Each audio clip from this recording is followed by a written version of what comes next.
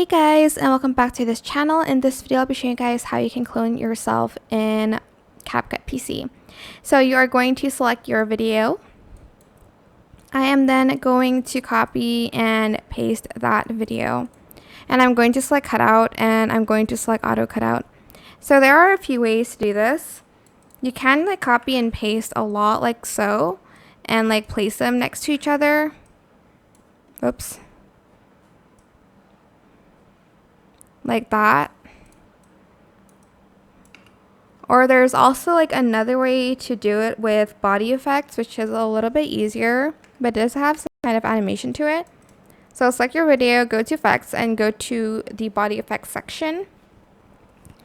Then if you scroll down, there's this I think I'm just gonna search for clone, or was it called doppelganger? I think yeah, it was called doppelganger, and you're just going to add that to your video and it's going to instantly add in clones. You can also adjust the amount here. So there's 4, 3. Okay, 3 is the minimum and 5 is the maximum. So here I just adjusted it here. I don't know what this says. Oh, it can make them go further apart or closer. I don't know about the strength, but I'm just going to leave that.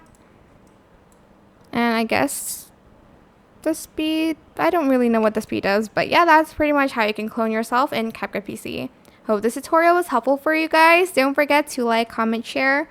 Also subscribe to this channel if you haven't done that already. If you have any more questions, just leave it in the comment section down below. I will try my best to answer them all for you guys. And if you found this video helpful, please click the thanks button above the description box down below. Thank you so much for watching. Bye.